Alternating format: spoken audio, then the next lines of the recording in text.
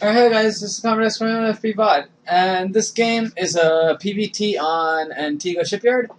And just to look really quickly before every game, like always, I haven't been posting videos straight up. I'm not gonna give you any excuses. I've been lazy. I could say I have school and I have work, but I could still have time to post videos. But straight up, I've been lazy. I got my new RAM a while ago.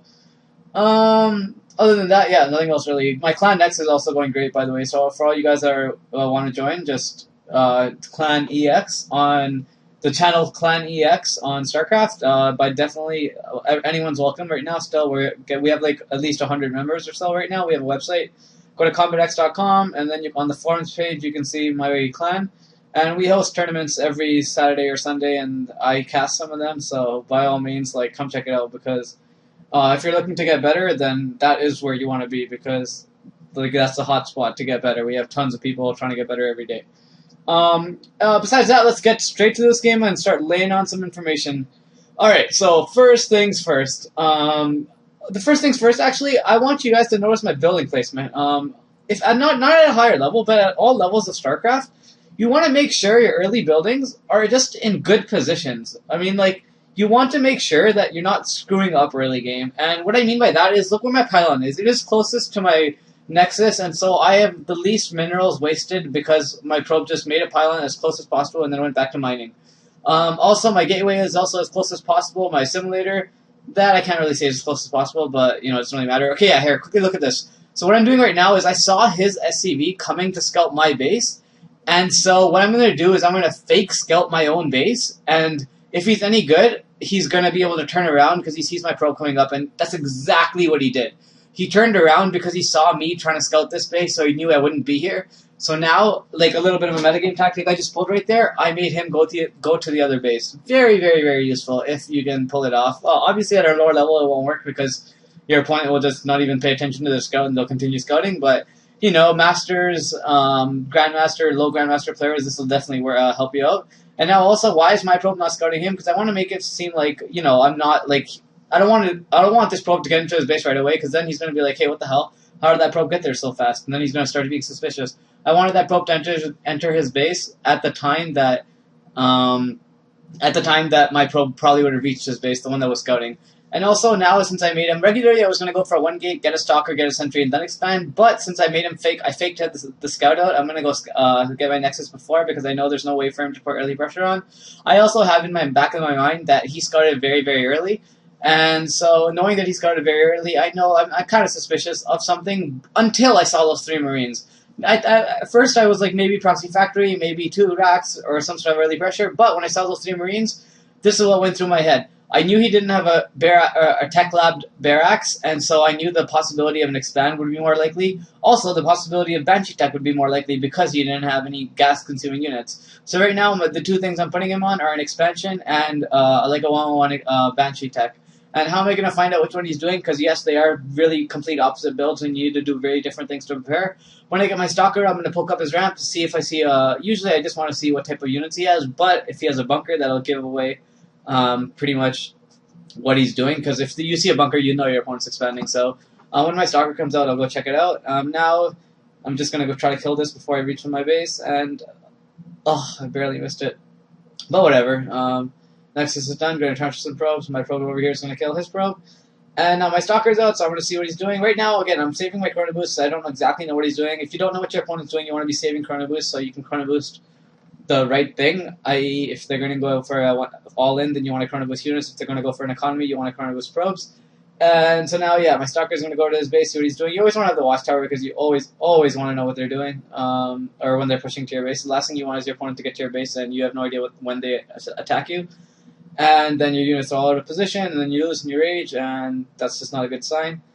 Robotics facility down. Yeah, this 3-gate robo, that's like pretty much standard. That's if they're going economy or if they're going for an all-in. This is like either way you want to do this. So right now I'm not really committing. And now I'm going to poke up his ramp. I see a bear or a bunker. Okay, so that bunker, honestly, right when I saw that bunker, what did I do? I put down my second gas, started chrono boosting my main nexus, chrono boosting my natural nexus, and I went pure economy.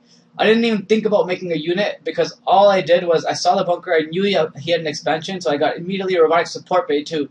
I didn't even get the immortal, I didn't get an extra sentry, I didn't get any units, I got straight economy and tech. Again, that's so important. All I did was I saw a bunker, nothing else. I just saw a bunker, and I did all this stuff, all by seeing a bunker. Granted, if he's really good, he'd fake a bunker and go for a 1-on-1 all-in, which would be a really smart thing to do, but I'm playing on North America, and let's be completely honest here, how good a North American player is not that good. I don't think many players are actually that good at all these days, not even North America. Like, pro gamers don't even do that, but I think they should. Like, I do that. I'm not a pro gamer. Well, I don't know if you consider me a pro gamer. I have the skill of a pro gamer, but in terms of like other stuff, I'm not a pro gamer. You know, also not a pro gamer in control. Anyways, so yeah, getting my robotic support bay, getting thermal lance, and also notice how I have a probe scouting the other bases. Now, the reason for that is because it's relatively likely. It's not likely, but it's possible for him to have a hidden base. I don't really. People usually don't do that because it's a gimmicky tactic, but it's possible. I know some players that do it. For example, Picnic, he's a Protoss player, but when he plays Terran, he always gets hidden expansions, and it's a really smart thing. And so now, okay, right here, I saw 4 barracks, 5 barracks actually. I saw 5 barracks. What does that tell me? Immediately when I saw those barracks, I put down sentries, I chrono boost my Colossus out, and I went pure army. Because I know the standard Terran build is you go 3 barracks into factory into 5 barracks. You don't go 4 or 5 barracks without factory, unless you're going for a third base, which I'm scouting right now, and he does not have a third base. So now I'm thinking, should I take my third base here? No, wait, I shouldn't take that base here. You know why? This is a hidden expansion, but it's a calculated hidden expansion. Let me tell you what's going through my head right now. Okay, so I know that he's going to have the bigger army than me for a very short period of time until I get like 2 or 3 Colossus out. In that period of time, I can't take my natural third base because I know that he's going to be able to kill it, essentially. So what I'm doing is I'm taking a hidden third base, and for that hidden third base will remain hidden until the time that, well, it'll remain hidden until he scouts it, obviously. But I'm going to be able to defend it after like 30 seconds when my army is bigger than his, because right now all he has is barracks units. And when your opponent goes for a 4 or 5 barracks, this is exactly what you want to do. You want to stay at your ramp, and you want to make a hidden expansion, because if your opponent scouts it, just cancel it. If they don't scout it, then when you get your Colossus out, when you get your bigger tech out, you're going to be able to beat their army because you have more tech. The idea of a Terran 5 barracks is to kill you, or to put pressure on, and not to kill you, but to put pressure on very, very early and deny a third base, essentially. And see, now he's getting his factory. So now I know he's getting his factory. I know I can push out with my army, and now even if now my army is bigger than his, essentially, because I got 3 Colossus out, and he doesn't have any sort of Vikings or any sort of tech like that. So now I know, since he's going to be going for a factory, I'm safe to like get more tech out now, because I know he's teching up, so why can't I tech up, right? So now, immediately after both my obs died, as you saw on my robo, I went back to my robo and made more obs. And yeah, now I have a bigger army than him, and now even if he goes for that third base, it's not going to die, because so like I have a bigger army than him, so I can just kill him. So yeah, that was a calculated third hidden expansion. It wasn't just one of those gimmicky, like, oh, I hope he doesn't see it, because if he sees it, it's dead. Like, no, it's not going to die. And now I'm just pushing it a little bit, you know. I don't plan to really lose this army, but okay, that's a really good spread on his part, and that's really horrible force fields on my part. Yeah, that was really, really bad on my part. Okay, so to be completely honest with you, this is exactly why I lose games.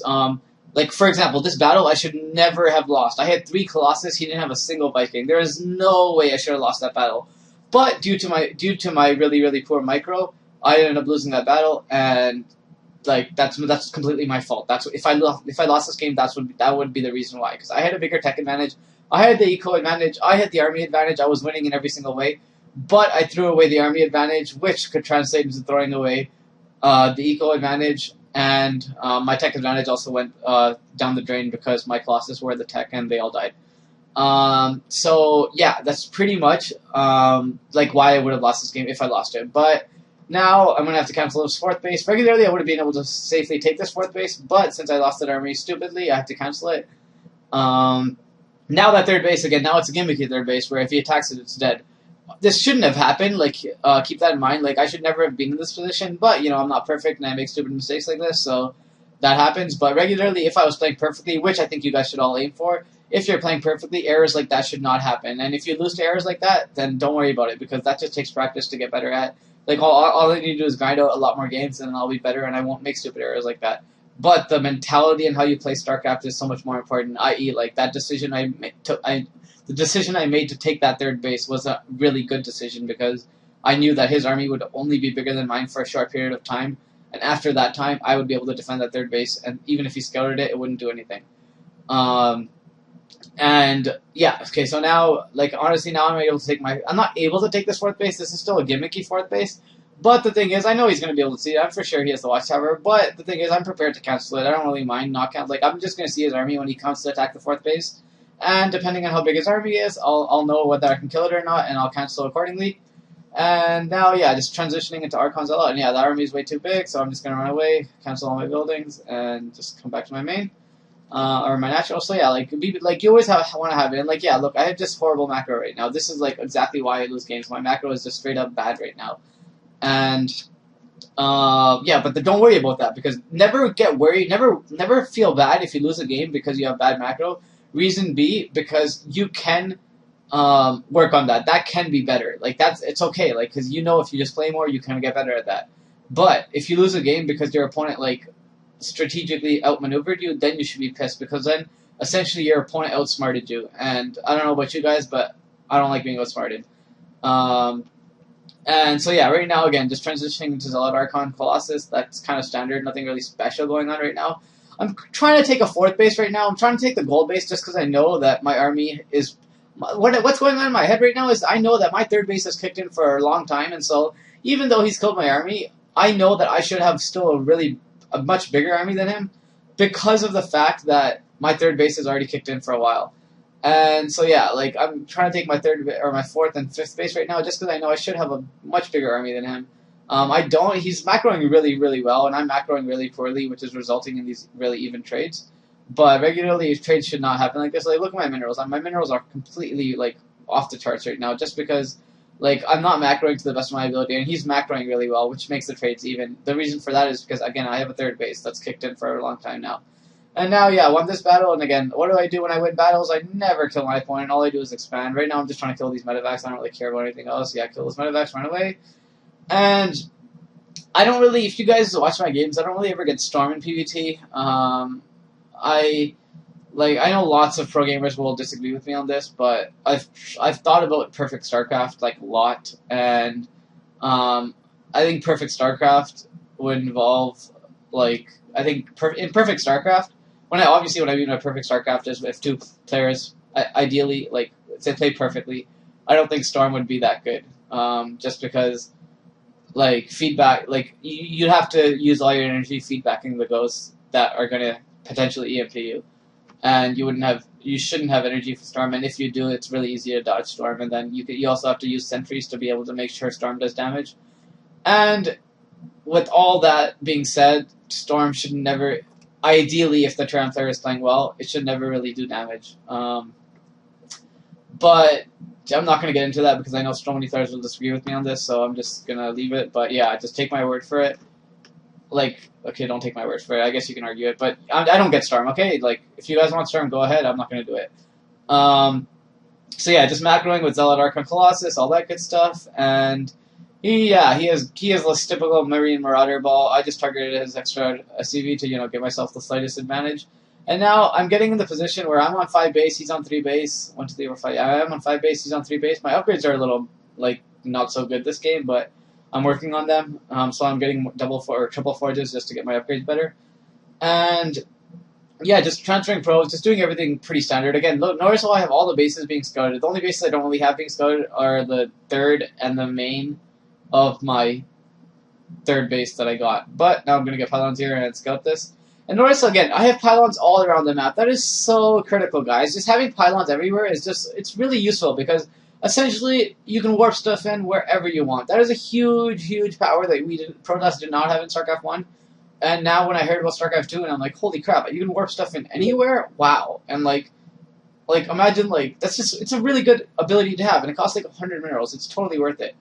And now, I'm just counting up here because I know that there's no... Oh, crap. Okay, this is like the worst time for him to scan because he scanned over there, so now I know he's not going to engage these cannons, and now I know I spent so many minerals in these cannons that, okay, yeah, this is exactly what he should be doing. Oh my god, this engagement is going to be so bad for me out too because... Oh, holy crap. Okay, yeah. So this is really, really, really bad. What happened here was essentially he saw those cannons. I'm just microing, by the way, nothing really big, targeting the Vikings with my stalkers, and then everything else is pretty much 1Aing. Your Colossus should ideally be targeting a bunch of Marine Marauders, not like just one or two. But whatever. So yeah, I'm gonna lose this base because like I microed really badly, and on top of that my like what do you call it, upgrades are really bad. So yeah, that was just a bad engagement overall for me. Well, crap, I totally forgot what I was gonna say. Oh yeah, so he saw those cannons, and so he knew that he had to attack before I got a really secured position in the middle. And so he attacked like at the perfect time when all those cannons weren't even up. So I wasted like 1,000 something minerals in cannons that weren't even being used. And he attacked and he got a really good concave, and he had better upgrades than me. Yet, because of my economy, I still managed to like I guess destroy his army after like another wave. Holy crap, that's so many units! Oh my god. So this guy has really good macro. I'm gonna give him that. He has really good macro. And now just gonna drain all my gas in towards Archons, and yeah, just I guess feedbacking whatever I can. And now yeah, I have a lot of Archons. I don't know if this was kind of like a desperation. I don't want to lose my that base I have at the top right or top left, and so now I'm just making a lot of Archons. And he's taking a fourth. This is really smart. He's taking 2 expansions while he's putting a lot of pressure on. This is the player I'm playing actually has really good. I wouldn't say he's a good player. Okay, well, lots of things define a good player. He has really good mechanics. To put it one way. His mechanics are really strong, but I think his like game sense is really bad. And that's why he's doing really good against me, because my mechanics are really bad. I don't play Starcraft that much. I barely have time to play Starcraft, to be completely honest. You guys check my match history. I probably play like 10 games a week now.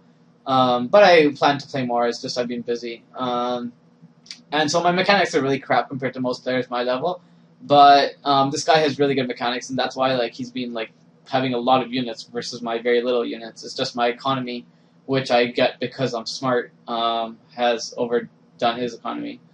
Or is stronger than his economy. And yeah, so when your opponent takes planetary fortresses, like the way he is right now, where it's just completely hidden, what you want to do is usually, since you have pylons all around the map, just get 1 or 2 stalkers behind it, and just harass it. That's all you really need to do. And also, he has his gold base, but that gold base is not really going to do anything, just because, like, I'm not going to let it mine. Like, what the hell, I have units here, why the hell would I let that gold base mine? This is pretty smart on his part, but I'm just going to blink micro my stalkers back. Nothing big. You should never really lose stalkers. I lost 1, but whatever. And I completely forgot he had more units here, but it's okay. Now, yeah, I don't know what the hell that was for. Again, my mechanics are really bad, but and by really bad I mean not nearly as good as everything else about my Starcraft play. Right now, nothing really too special going on. I mean, he's on 5 base, but realistically, he's on like I don't know, like 3.5, because I'm gonna constantly be putting pressure throughout this whole game on that planetary fortress at like the 4 or 5 o'clock position, and this gold base is never going to be mining for sure. So, I mean, like I'm not gonna let him mine safely for the rest of the game essentially, because this gold base is never going to mine. That base is going to be constantly pressured. Now I'm running my army. Why? Because I saw like a bunch of cloak ghosts, and so like this is what I mean. Like you should always have an obs with your army, and like this is frustrating on my part because I'm not used to keeping an obs with my army solely only because my opponents are not used to using cloaked ghosts against me, and this is why like I get frustrated because I want to play better players, but no one in like I wouldn't say many players in the world at all are that good where they just constantly have cloaked ghosts everywhere. And so I just never bothered to put an obs with my army. But you should always have an obs with your army for reasons like this, where your opponent has cloak ghosts and they EMP the crap out of everything. And so that's why I was running my whole army back. So he EMP'd my whole army, but since my macro or my economy is so great, I just constantly remaxed. And now I'm not really trying to engage on that PF because it's too much. Could just kill a Viking, run away. Again, never attack your opponent. Just macro. And yeah, this is kind of smart on his part. Like, he's going mass marauders. I don't really like mass marauder ghost. It's a decent it's a good composition against mass colossus.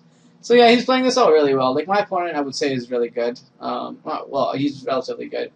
And now, yeah, like he's gonna. I'm not gonna like I'm winning this game really badly right now. I don't know if you guys realize that, but I'm winning really badly because he cannot be. Like my economy is so much bigger than his, and I'm not letting him mine anywhere.